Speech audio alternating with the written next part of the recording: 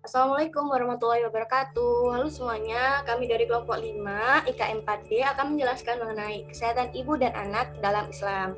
Pertama-tama saya ucapkan puji syukur kehadirat Allah SWT yang telah melimpahkan rahmat dan hidayatnya sehingga kita bisa berkumpul di sini dalam keadaan sehat walafiat. Selanjutnya, bisa di next. Adapun anggota kelompok kami, yang pertama ada Anggit, ada Irda, ada Sofania, ada Sinta, ada Nabila, ada Tita, ada Madan, dan ada saya. Ya. Oke, next. Yang pertama, kita akan membahas mengenai kesehatan menurut Islam. Nah, kesehatan menurut Islam atau pandangan Islam terhadap kesehatan itu sangat bagus ya teman-teman. Kita tahu bahwa Islam itu sangat perhatikan soal kesehatan dengan cara mengajak dan menganjurkan untuk menjaga dan mempertahankan kesehatan yang telah dimiliki oleh setiap orang. Nah, anjuran ini dalam bentuk itu upaya preventif dan rehabilitatif. Nah, secara preventif, perhatian Islam itu dapat dilihat dari anjuran yang sungguh-sungguh terhadap pemeliharaan kebersihan. Nah, dalam ini Rasulullah SAW bersabda dari Ibnu Abbas berkata bahwa Nabi Muhammad SAW pernah berkata, banyak manusia yang merugi karena dua nikmat, yaitu kesehatan dan waktu luang. Kemudian ada hadis yang menyebutkan bahwa Rasulullah SAW pernah berdoa, ya Allah, saya berlindung kepadamu dari kehilangan nikmat karuniamu, dari perubahan kesehatan yang telah engkau berikan, mendadaknya balasanmu, dan dari segala kemungkaranmu. Nah, berdasarkan pemaparan hadis tersebut, terdapat dua kenikmatan yang telah dikaruniakan oleh Allah kepada hambanya yang sering dilupakan oleh manusia, yaitu nikmat sehat dan nikmat waktu luang. Nah, sangat merugi seseorang itu bila tidak mensyukuri apa yang telah Allah berikan kepadanya, dan maka dari itu sebagai manusia kita harus mensyukuri apa yang telah Allah berikan dan menjauhi apa yang Allah larangkan, seperti itu. Nah, kemudian ada pula menurut Majelis Ulama Indonesia atau MUI dalam Musyawarah Nasional Ulama tahun 1983 merumuskan bahwa kesehatan itu merupakan kesehatan sebagai ketahanan jasmaniah, rohaniah, dan sosial yang dimiliki manusia sebagai karunia Allah yang wajib disyukuri dengan mengamalkan tuntunannya dan memelihara serta mengembangkannya. Selanjutnya adalah kesehatan ibu secara umum. Ibu memiliki peranan yang strategis dalam pembentukan karakter generasi bangsa. Dalam menjalankan peran tersebut, seorang ibu hendaklah dalam keadaan sehat baik secara fisik, emosi, sosial, dan spiritual. Nah, di Indonesia masih ada satu masalah yang menjadi fokus dalam bidang kesehatan, yaitu angka kematian ibu yang masih tinggi. Angka kematian ibu adalah kematian yang terjadi saat kehamilan atau selama 42 hari sejak terminasi kehamilan tanpa memperhitungkan durasi dan tempat kehamilan yang disebabkan atau diperparah oleh kehamilan atau pengelolaan kehamilan tersebut, tetapi bukan disebabkan oleh kecelakaan atau kebetulan. Api juga terjadi karena ketidakberdayaan seorang ibu dalam memutuskan untuk mendapatkan pertolongan medis apabila terjadi permasalahan pada kehamilan dan bayinya. Hal ini antara lain disebabkan oleh rendahnya pengetahuan ibu dalam perawatan kesehatan serta pengenalan tanda-tanda bahaya obstetri dan neonatal, sehingga akan menghambat suatu keputusan yang harus diambil. Dalam menjaga kesehatan ibu, terdapat upaya yang harus dilakukan seperti kegiatan peningkatan, pencegahan, pengobatan, dan pemulihan kesehatan ibu. Upaya peningkatan derajat kesehatan utamanya pada kelompok paling rentan, yaitu ibu hamil, ibu bersalin, dan ibu yang nifas. WHO sendiri memperkenalkan konsep safe motherhood. Mungkin bisa di next. Memperkenalkan konsep motherhood yang mencakup serangkaian upaya praktik, protokol, dan panduan pemberian pelayanan yang didesain untuk memastikan kesehatan ibu. Nah, di Indonesia, salah satu upaya untuk dapat memberikan pengetahuan yang cukup kepada ibu hamil adalah melalui program kelas ibu hamil. Kegiatan ini merupakan salah satu bentuk pemberdayaan masyarakat melalui sarana kelompok belajar, kelompok untuk membahas permasalahan tentang kehamilan, persalinan, nifas, KB, pencegahan komplikasi, perawatan bayi baru lahir, dan senam ibu hamil. Selain itu, upaya peningkatan derajat kesehatan ibu dapat dilakukan melalui upaya pendekatan promosi kesehatan yang berbasis agama dan kesehatan, sehingga dapat mengubah cara pandang ibu dan sasaran dari tujuan peningkatan kesehatan ibu dan anak tersebut dapat tercapai secara optimal. Next.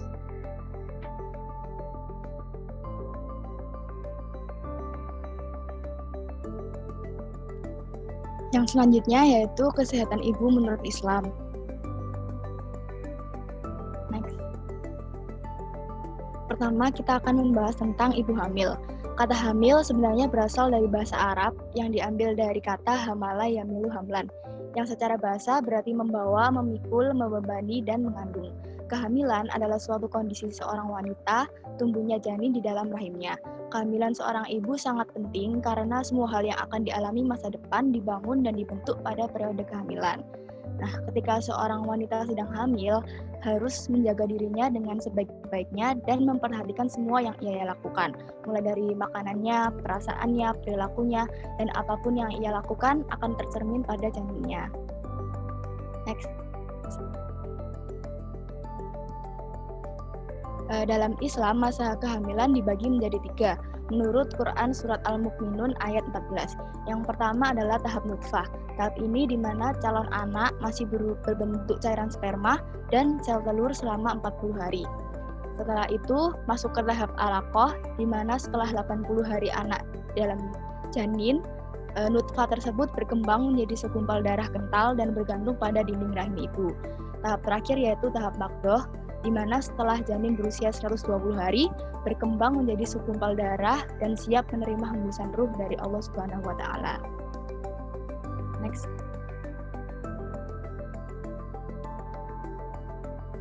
Dalam Islam juga mengenal konsep 4 terlalu.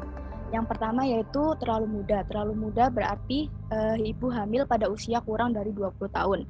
Yang kedua terlalu tua, berarti ibu hamil pada usia lebih dari 35 tahun.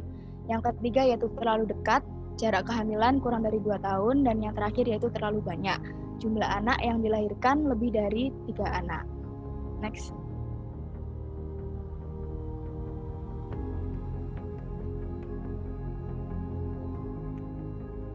Nah, mengapa sih Islam itu tidak menganjurkan 4 terlalu? Karena ada beberapa hal. Yang pertama yaitu terlalu muda. Terlalu muda di sini dapat mengakibatkan beberapa masalah kelahiran, seperti psikologis, meningkatkan risiko kehamilan, risiko bayi BBLR, dan prematur. Alasannya juga karena fisik dan mental ibu yang belum siap. Fisiknya seperti kondisi rahim dan panggul yang belum optimal untuk persalinan, dan juga mentalnya yaitu ibu belum siap menjalankan peran sebagai seorang ibu menghadapi masalah-masalah dalam rumah tangga. Yang kedua yaitu terlalu tua. Kondisi kesehatan dan fungsi rahim ibu menurun, kualitas sel telurnya rendah, dapat melahirkan bayi BBLR, menurunnya kesehatan ibu, meningkatkan risiko kematian, keguguran, dan lain-lain. Yang ketiga yaitu terlalu dekat. Kondisi rahim ibu belum pulih sepenuhnya akibat kelahiran jarak sebelumnya yang terlalu dekat. Lalu terdapat penyulit dalam kehamilan, menghambat proses persalinan, pendarahan, dan waktu untuk menyusui berkurang. Hal ini juga terdapat dalam Quran Surat Al-Baqarah ayat 223. Dan yang terakhir yaitu terlalu banyak. Hal ini menyebabkan gangguan kehamilan, menghambat persalinan, pendarahan pasca persalinan, waktu menyusui berkurang, tumbuh kembang anak tidak optimal, beban ekonomi keluarga meningkat. Next.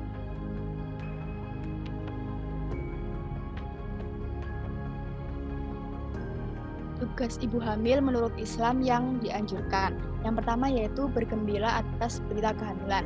Seorang muslim sepatutnya harus berbahagia dengan kehamilannya karena kehamilan merupakan salah satu nikmat Allah Subhanahu wa Ta'ala kepada hambanya dan merupakan tanda-tanda kekuasaannya. Yang kedua yaitu perbanyak membaca Al-Quran, minimal mendengarkannya. Ibu hamil dianjurkan untuk membaca Al-Quran karena itu bisa menjadi pendengar yang baik untuk bayi. Yang ketiga yaitu mengurangi efek buruk lingkungan sekitar. Efek buruk di sini berarti dapat berarti bentuk fisik seperti polusi udara, asap rokok, televisi, komputer, dan lain-lain. Yang keempat yaitu menghindari kecemasan dan stres berlebihan. Biasanya dilakukan dengan duduk santai, bernafas dalam hembusan secara perlahan, dan juga menciptakan kondisi keluarga yang harmonis. Yang kelima yaitu mengkonsumsi makanan sehat, bergizi, dan halal. Yang keenam yaitu memeriksakan kesehatan ibu dan bayi secara teratur kepada ahlinya. Biasanya dilakukan dengan kontrol USG rutin ke dokter kandungan. Dan yang terakhir yaitu mempersiapkan pendidikan bayi sejak dalam kandungan. Seorang ibu hamil harus mendoakan anaknya, ikhlas mendidik anaknya, beribadah kepada Allah, takarub atau mendekatkan diri kepada Allah, dan juga melakukan ibadah-ibadah yang diperintahkan oleh Allah. Next.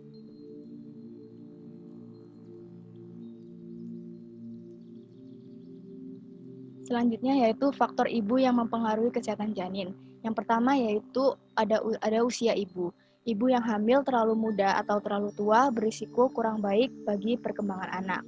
Yang kedua yaitu nutrisi. Nutrisi secara langsung mempengaruhi kesehatan anaknya baik fisik maupun mental. Nutrisi ibu terpenuhi maka kesehatan anak baik dan sebaliknya. Dan yang ketiga yaitu obat-obatan. Obat-obatan yang dikonsumsi ibu, khususnya alkohol, nikotin, atau obat sejenisnya mempengaruhi janin dalam kandungan. Yang terakhir yaitu kesehatan ibu. Ibu yang tidak mengalami gangguan kesehatan akan meningkatkan kesehatan janin. Next. Adapun Allah Subhanahu wa Ta'ala memerintahkan untuk memuliakan kedua orang tua. Hal ini karena masalah yang dihadapi ketika seorang wanita hamil sangat banyak, baik itu perubahan fisik maupun psikologis. Dalam Al-Quran memerintahkan untuk memuliakan kedua orang tua, terutama kepada ibu, karena telah bersusah payah dalam keadaan yang lemah bertambah-tambah. Oleh sebab itu, Allah menempatkan posisi orang tua setelah ketaatan pada Allah dan Rasul-Nya dalam surat Luqman ayat 14. Next.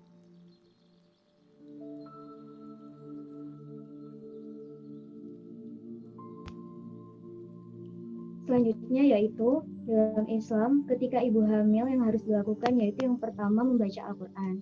Kegiatan membaca Al-Quran bagi ibu hamil hendaknya dilakukan secara santai dan dengan suara yang merdu atau tartil. Tujuannya yaitu agar anak dalam kandungan merasakan kemerduan suara ibunya yang sedang ngaji. Adapun surat yang baik untuk dibaca pada saat ibu hamil yaitu surat Al-Fatihah, surat Yasin, surat At-Taubah, surat Yusuf, surat Maryam, surat Luqman, surat An-Nahl ayat 78, dan surat Al-A'raf ayat 189. Next.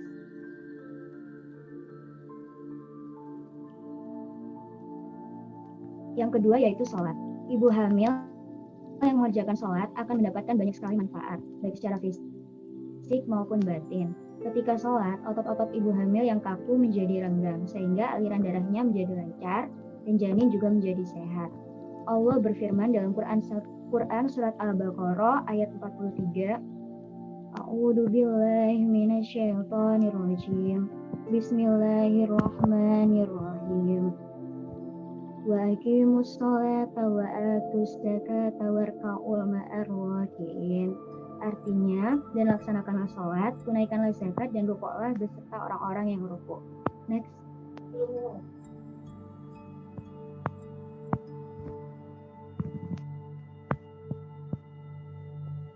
Yang ketiga yaitu puasa. Sebaiknya dengan pertimbangan segala kondisi, wanita hamil pada trimester 3 bulan pertama boleh tidak menjalankan ibadah puasa karena pada trimester pertama terjadi organogenesis. Nah, bila usia kehamilan mencapai trimester kedua dan ketiga, seorang wanita hamil dapat berpuasa dengan catatan bahwa kesehatan dirinya dan bayinya dalam kondisi yang baik pula.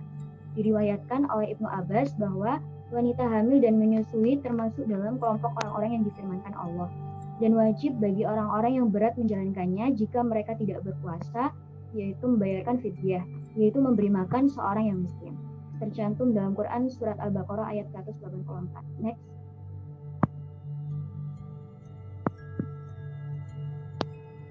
Selanjutnya yang keempat yaitu zikir dan doa. Berzikir dapat membawa ketenangan bagi ibu hamil. Perintah Allah tersebut dalam Al-Quran surat Ar-Ra'd ayat 28. Artinya, karena itu ingatlah kamu kepadaku, niscaya aku ingat pula kepadamu dan bersyukurlah kepadaku serta janganlah kamu mengingkari nikmatku. Al-Baqarah surat kedua ayat 152. Next.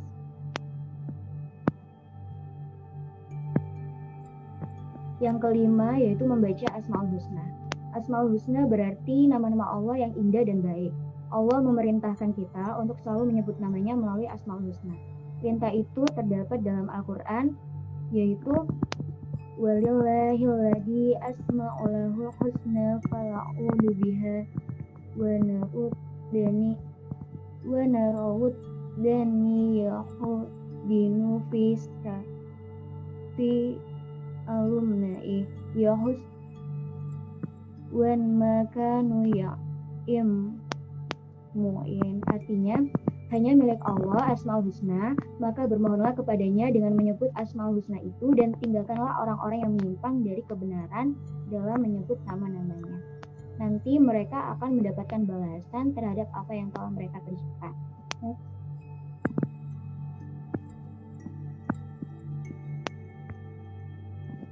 Kemudian yaitu makan dan minum yang halal. Seorang ibu hamil haruslah berhati-hati terhadap apa yang dikonsumsinya, baik nutrisi maupun kehalalannya. Halal dapat dikategorikan menjadi halal karena zatnya, halal karena cara mendapatkannya, dan halal karena proses atau cara pengolahannya. Allah memerintahkan untuk mengkonsumsi makanan halal pada surat Al-Maidah ayat 4-5. Mereka bertanya kepadamu Muhammad, apakah yang dihalalkan bagi mereka? Katakanlah yang dihalalkan bagimu adalah makanan yang baik-baik. Next.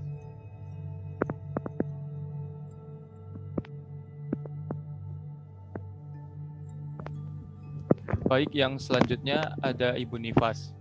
Nifas ialah darah yang keluar dari rahim yang disebabkan kelahiran, baik bersamaan dengan kelahiran itu, sesudahnya, ataupun sebelumnya, 2 atau 3 hari yang disertai dengan rasa sakit. Masa nifas atau puerperium adalah masa yang dimulai dari bayi lahir sampai organ di dalam kandungan kembali seperti sebelum hamil, dan tentunya memerlukan waktu untuk memulihkannya. Pada masa Rasulullah, para wanita yang sedang menjalani masa nifas menahan diri selama 40 hari atau 40 malam. Hadis riwayat Abu Daud dan At-Tirmizi. Bisa di next.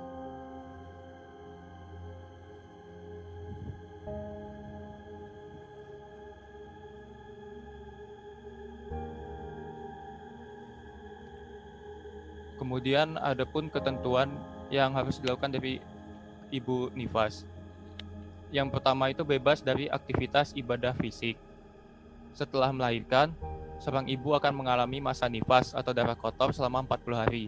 Pada masa itu, seorang wanita dibebaskan, bahkan diharamkan dari kegiatan ibadah yang membutuhkan kekuatan fisik, seperti sholat, puasa, dan membaca Al-Quran. Kemudian, ketentuan yang kedua, yaitu menjaga kebersihan dan kesehatannya. Pasca melahirkan, wanita memerlukan perhatian khusus di bidang kesehatan. Di samping banyaknya darah kotor yang keluar pada masa nifas, kondisi wanita juga masih dalam keadaan luka karena melahirkan. Rasulullah juga bersabda yang artinya, kebersihan merupakan bagian dari iman. Jika jatuh sakit, Islam menganjurkan supaya manusia segera berobat. Bisa di next.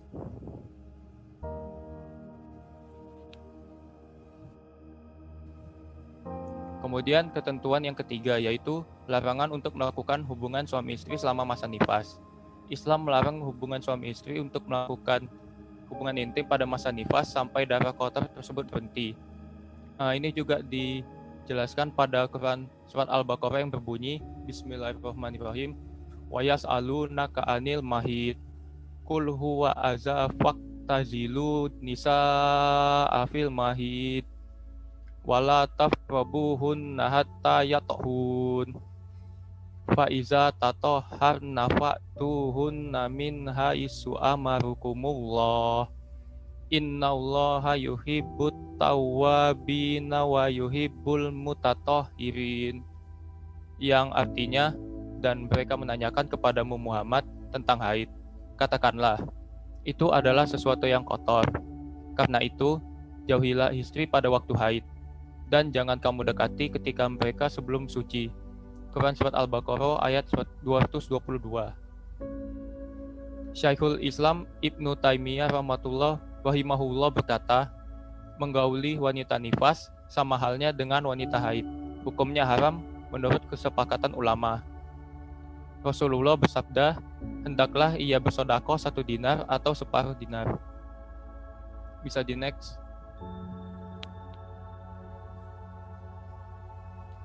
Kemudian ketentuan yang keempat, yaitu mandi setelah berakhirnya masa nifas. Setelah berakhirnya masa nifas, seorang wanita diwajibkan untuk mandi. Dengan demikian, maka ia menjadi kembali bersih dan suci. Masa 40 hari merupakan waktu yang cukup untuk memulihkan seorang wanita, baik dari segi fisik maupun mentalnya. Dalam Al-Quran diterangkan dalam Quran Surat Al-Maidah ayat 6 yang berbunyi, Bismillahirrahmanirrahim. Ya ayyuhalladzina amanu iza kumtum ilas sholati fahsilu wujuhakum wa aydiyakum ilal marafiqi wamsahu biru'usikum wa arjulakum ilal ka'bain wa in kuntum junuba fattahharu wa in kuntum mardo au ala safarin au jaa ahadum minkum minal ghaiti au lamastumun nisa afalam tajidu ma afatayammamu sa'ida thayyiba famsahu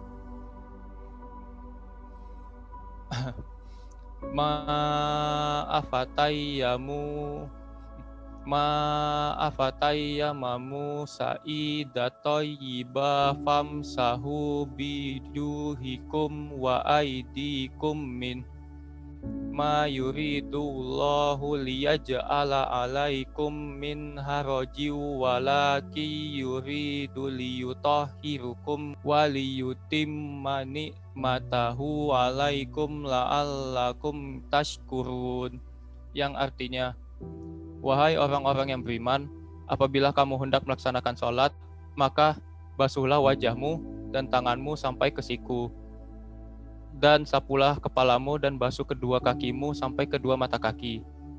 Jika kamu junub, maka mandilah. Dan jika kamu sakit atau dalam perjalanan, atau kembali dari tempat buang air, kakus, atau menyentuh perempuan, maka jika kamu tidak memperoleh air, maka bertayamumlah dengan debu yang baik, suci, usaplah wajahmu dan tanganmu dengan debu itu. Allah tidak ingin menyulitkan kamu, tetapi Dia hendak membersihkan kamu dan menyempurnakan nikmatnya bagimu, agar kamu bersyukur. Next.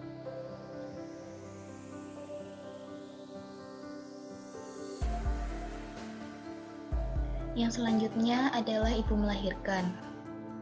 Persalinan adalah proses pengeluaran hasil konsepsi berupa janin, plasenta, dan selaput ketuban dari uterus ke dunia luar melalui jalan lahir. Setiap individu dilahirkan ke dunia dengan membawa hereditas tertentu. Hereditas atau keturunan, faktor pertama yang mempengaruhi individu. Hereditas diartikan sebagai totalitas karakteristik individu yang diwariskan orang tua kepada anak atau segala potensi baik psikis maupun fisik. Kelahiran bayi merupakan rahmat Allah SWT yang harus disyukuri dan yang harus dihormati sejak masih ada dalam kandungan. Sebagaimana makhluk individu yang tidak boleh dibunuh. Oleh karena itu, aborsi atau pengguguran atau penghentian kehamilan hukumnya adalah haram. Selanjutnya.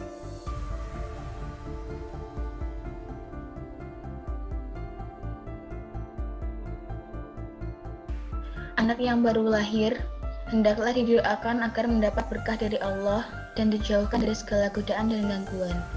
Misalnya dibacakan doa yang biasa dibacakan oleh Nabi SAW pada saat kelahiran cucu-cucu beliau, yaitu Sayyidina Hasan dan Husain. Doanya sebagai berikut. A'udzubillahi kalimatillahi tammati kulli syaitanin hammati wa min kulli ainin lammatin. Artinya, aku berlindung dengan kalimat Allah yang sempurna dari tiap-tiap setan yang menggoda dan tiap-tiap yang dilihat mata itu menakutkan.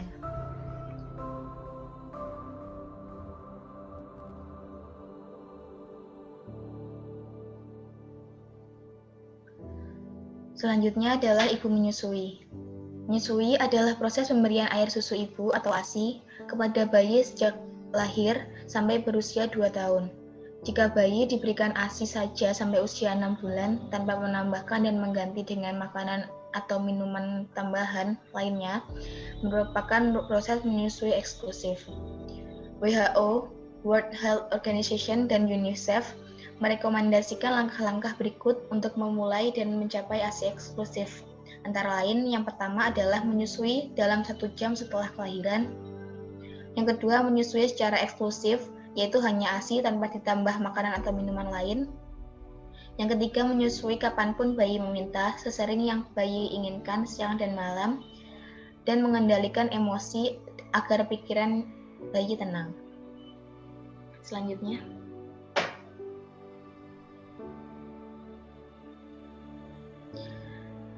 salah satu kewajiban bagi ibu adalah memberikan susu bagi bayinya. Hal ini tercermin dalam Al-Quran, dalam surat Al-Baqarah ayat 233, yang artinya, para ibu hendaklah menyusui anak-anaknya selama 2 tahun penuh, yaitu bagi yang ingin menyempurnakan penyusuan. Selanjutnya,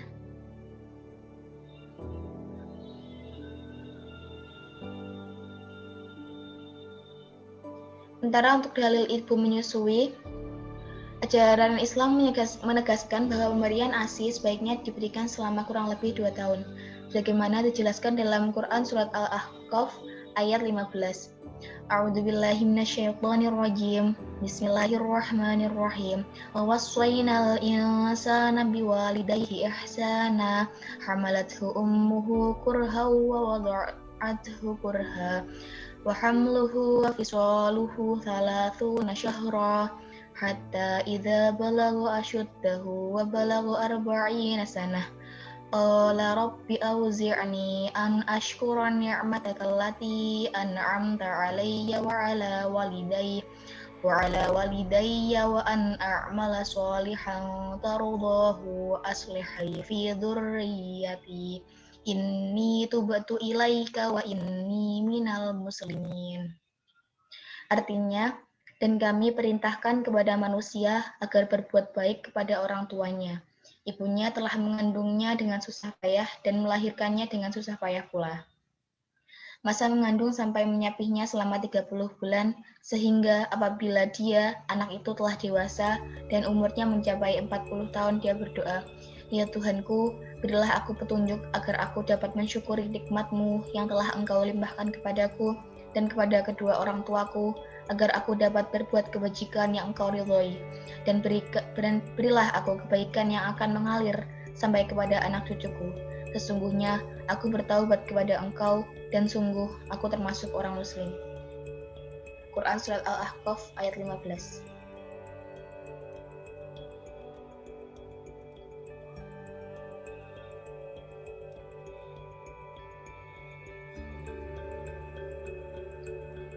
Selanjutnya adalah tentang kontrasepsi. Kontrasepsi sendiri di Indonesia mengenal keluarga berencana atau KB.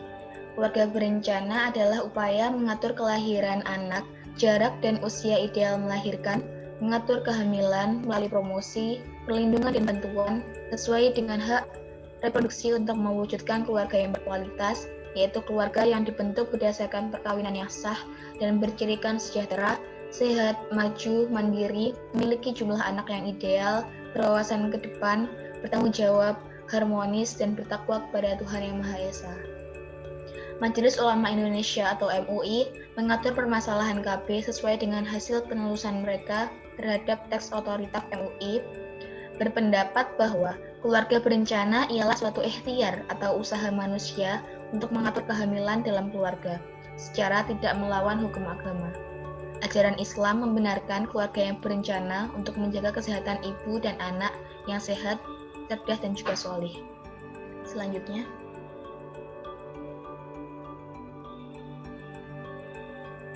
Adapun dalil kontrasepsi sendiri, keluarga berencana sebenarnya merupakan satu usaha untuk membangun keluarga sebagai unit dasar masyarakat, di mana kedua orang tua memperoleh kemampuan dan kesempatan yang lebih besar untuk menunaikan tanggung jawab luhur, melahirkan, merawat, mengasuh, dan mendidik sang anak yang dikaruniakan Allah kepada mereka, sehingga nantinya tidak akan meninggalkan keturunan yang lemah.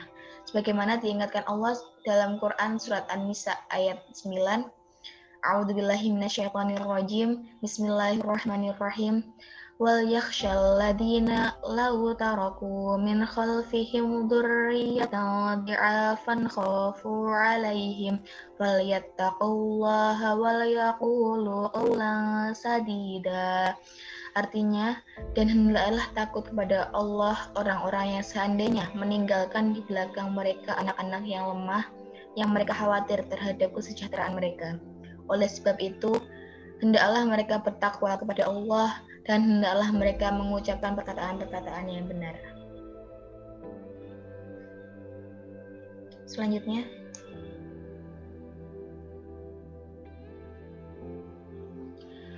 Majelis Ulama Indonesia menyampaikan pandangan Islam terhadap hal ini sebagai berikut. Ini adalah tentang alat kontrasepsi yang boleh dan tidak boleh menurut MUI. Yang pertama ada suntik dan implan susuk, boleh digunakan dan tidak dilarang. Yang kedua, IUD juga boleh digunakan dengan syarat dilakukan oleh dokter perempuan, sebagaimana tertuang dalam Fatwa MUI tanggal 30 Oktober tahun 1983. Yang ketiga, pemutusan saluran, vasektomi dan tubektomi dalam Fatwa MUI tanggal 30 Oktober juga. Ini diharamkan karena mempunyai sifat permanen, sebagaimana ilat atau sebabnya. Maka kalau sifat permanen tersebut dapat diatasi, artinya bisa disambung kembali, maka larangan tersebut gugur berdasarkan kaidah al-hukmu yaduru ma'alillah wujuduhu wa adamuhu. Artinya, hukum itu tergantung pada ilat atau sebabnya, adanya dan tidak adanya. Hal ini diungkap dalam Ijtima Ulama yang ketiga di Padang Panjang tanggal 23 sampai 26 Januari tahun 2009. Selanjutnya,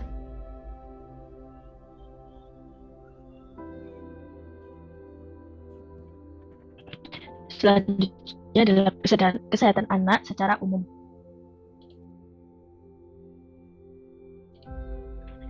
Menurut Undang-Undang Nomor 23 Tahun 2002 tentang Perlindungan Anak, Pasal 1 ayat 1, anak adalah seorang yang belum berusia 18 tahun, termasuk anak yang masih dalam kandungan.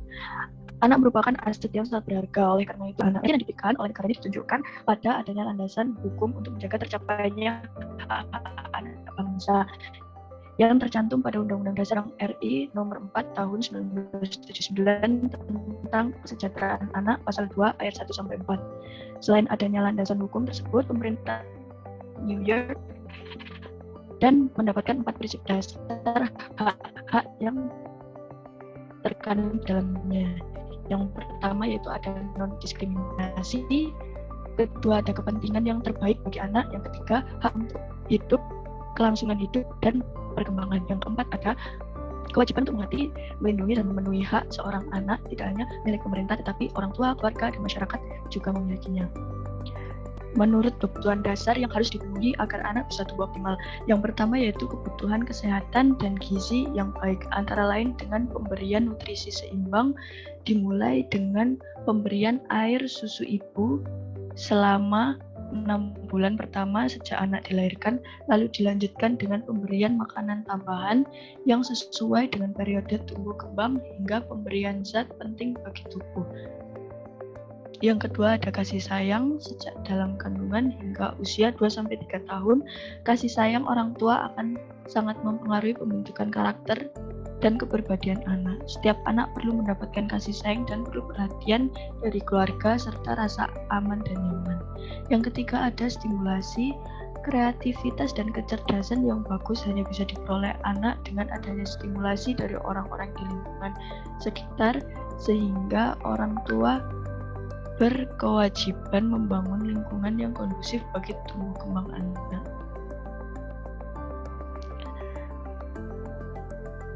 Selanjutnya ada contoh pelayanan kesehatan anak.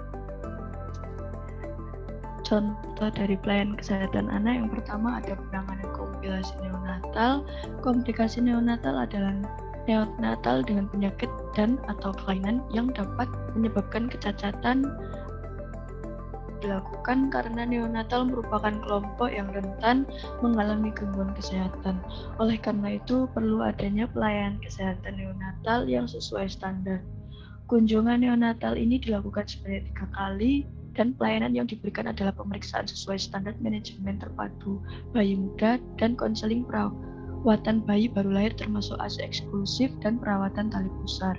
Yang ketiga ada pelayanan kesehatan pada bayi. Pelayanan kesehatan ini ditujukan untuk bayi usia 29 hari hingga 11 bulan. Pelayanan ini dilakukan minimal didapatkan 4 kali yang terdiri dari pemberian imunisasi dasar, stimulasi deteksi intervensi dini tumbuh kembang, pemberian vitamin A, penyuluhan perawatan kesehatan bayi serta penyuluhan ASI eksklusif, empasi, dan lain-lain. Yang keempat ada pelayanan kesehatan pada anak balita. Pelayanan kesehatan ini ditujukan untuk anak yang berusia 12 sampai 59 bulan. Kegiatan yang dilakukan dalam pelayanan ini adalah pemantauan pertumbuhan dan perkembangan dan stimulasi tumbuh kembang pada anak dengan menggunakan instrumen SDID TK, pembinaan posyandu, pembinaan anak prasekolah termasuk PAUD, dan konseling keluarga pada keluarga ibu balita dengan memanfaatkan buku KIA serta perawatan anak balita dengan pemberian ASI sampai 2 tahun, makanan gizi seimbang, dan vitamin A. Yang selanjutnya adalah kesehatan anak dalam perspektif Islam. Ada upaya-upaya yang dilakukan sebagai kewajiban orang tua agar anak dapat tumbuh sehat baik jasmani maupun rohani. Yang pertama, next. Kewajiban memberi nasab. Nasab ialah hubungan, yaitu hubungan darah antara seorang anak dengan ayah dan ibunya karena sebab-sebab yang sah menurut syarak, yakni jika sang anak dilahirkan atas dasar perkawinan dan dalam kandungan tertentu yang oleh syarak diakui keabsahannya. Nah, hak nasab ini berkaitan dengan hak anak untuk mendapatkan nama dari orang tuanya. Next. Yang kedua, kewajiban memberi ASI atau bisa disebut juga dengan roda'ah. Pemberian ASI sangat berperan dalam pemenuhan nutrisi bayi untuk tumbuh kembang serta dapat meningkatkan kekebalan tubuh bayi. WHO menganjurkan kepada para ibu untuk memberikan ASI pada anaknya selama 6 bulan pertama dari kelahiran dan dilanjutkan sampai anak berusia 2 tahun dengan pemberian makanan pendamping ASI yang bergizi.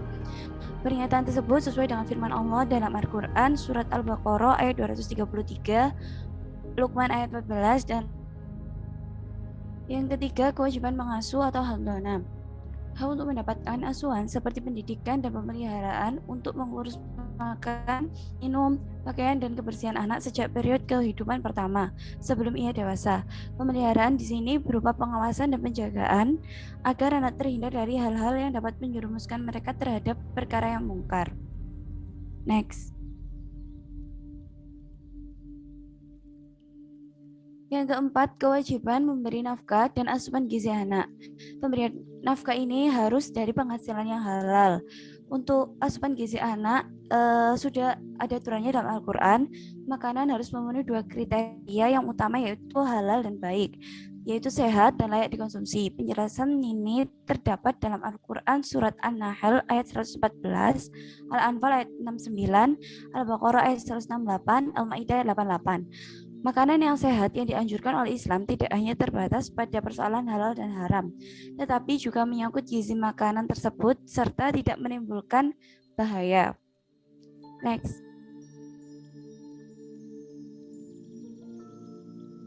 Yang kelima ialah hak memperoleh pendidikan. Seorang anak yang berhak mendapatkan pendidikan agar kelak menjadi manusia yang berguna serta mempunyai kemampuan dan dedikasi hidup yang mampu dikembangkan di tengah-tengah masyarakat. Hak pendidikan ini mencakup 2, yaitu pendidikan jasmani dan rohani. Pendidikan jasmani agar anak bisa merawat dirinya, sedangkan rohani agar menghayati dan mengamalkan ajaran agama. Baik, yang terakhir ada kesimpulan. Di dalam agama Islam, semuanya telah diatur mengenai kehidupan kita sehari-hari, tidak terkecuali pada aspek kesehatan ibu dan anak. Bahkan di dalam ayat suci Al-Quran, telah disebutkan hal-hal detail tentang kesehatan tersebut, yang kini sudah banyak diungkapkan oleh pakar medis mengenai kebenarannya. Kehamilan merupakan anugerah dari Allah yang Maha Kuasa bagi setiap pasangan suami istri. Dan anak merupakan anugerah sekaligus amanah yang besar dari Allah kepada orang tua. Anak adalah cerminan dari orang tua mereka, karena orang tua merupakan guru pertama dan yang paling utama adalah mendidik dan mengajar anak mereka. Ya, mungkin itu saja dari kami kelompok 5. Kurang lebihnya kami mohon maaf. Sekian dari kelompok kami. Wabillahi taufik wal hidayah. Wassalamualaikum warahmatullahi wabarakatuh.